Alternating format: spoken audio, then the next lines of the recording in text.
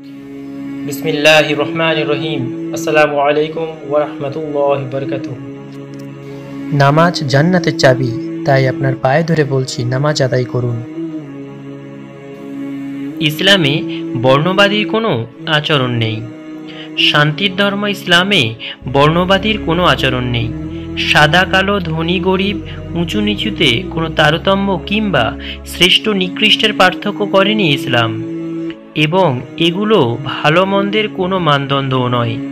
নবীজি সাল্লাল্লাহু আলাইহি ওয়াসাল্লাম বলেছেন, কৃষ্ণাঙ্গের ওপর শ্বেতাঙ্গের কোনো শ্রেষ্ঠত্ব নেই। ঐতিহাসিক বিদায় হজের ভাষণে নবীজি সাল্লাল্লাহু আলাইহি ওয়াসাল্লাম বলেন, হে লোক সকল, তোমাদের মধ্যে সেই ব্যক্তি আল্লাহ তাআলার কাছে অধিকতর সম্মান ও মর্যাদার অধিকারী, যে অধিক তাকওয়া অবলম্বন করে, সব বিষয়ে আল্লাহর কথা অধিক খেয়াল রাখে।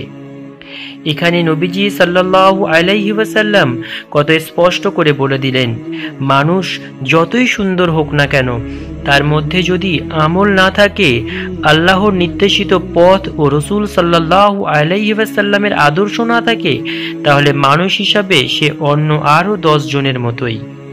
শ্রেষ্ঠ কেবল সেই যে আমলে উত্তীর্ণ, এছাড়া সবাই সমান। মহান আল্লাহ তাআলা পবিত্র কুরআনুল কারীমের মধ্যে সূরা হুজুরাতের 13 নম্বর আয়াতে বলেছেন, হে মানব জাতি, নিশ্চয়ই আমি তোমাদেরকে একজন পুরুষ এবং একজন নারী থেকে সৃষ্টি করেছি, এবং আমি তোমাদেরকে বিভিন্ন জাতি ও গোত্রে গোত্রে বিভক্ত করে দিয়েছি, যাতে তোমরা একে অপরের পরিচিতি লাভ করতে পারো।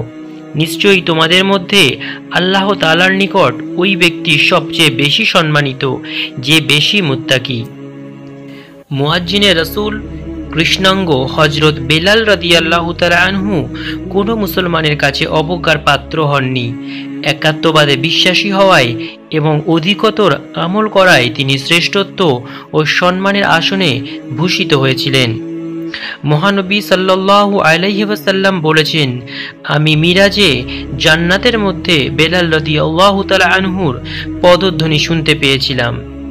এটি তো আজ থেকে প্রায় 1500 বছর আগের স্বর্ণযুগের সত্য ঘটনা, কিন্তু বর্তমান যুগেও ইসলাম বর্ণবাদীকে অবজ্ঞা করে, বর্ণবাদীকে স্থান দেয় না। এর একটি উদাহরণ আমাদেরই সমাজে ইসলাম ধর্মের মধ্যেই প্রচলিত আছে।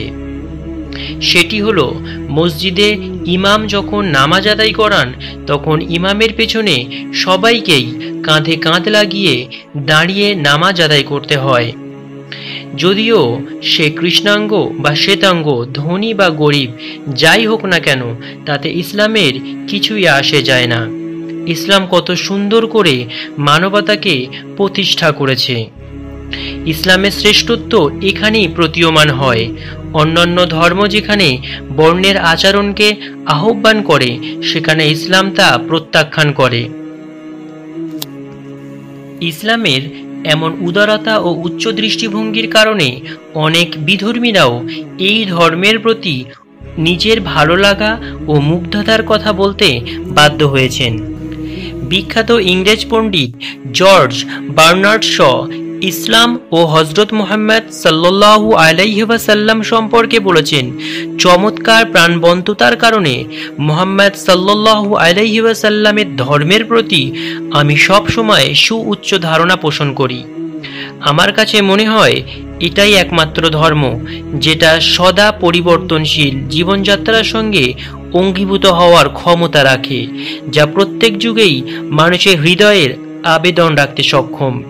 তিনি আরও বলেন, আমি হযরত মুহাম্মদ সাল্লাল্লাহু আলাইহি ওয়াসাল্লামকে নিয়ে অনেক পড়াশোনা করেছি। তিনি অতি চমৎকার একজন মানুষ, এবং আমার মতে খ্রিস্টান বিরোধী হওয়ার সত্ত্বেও তাকে অবশ্যই মানবতা ত্রাণকর্তা বলতে হবে।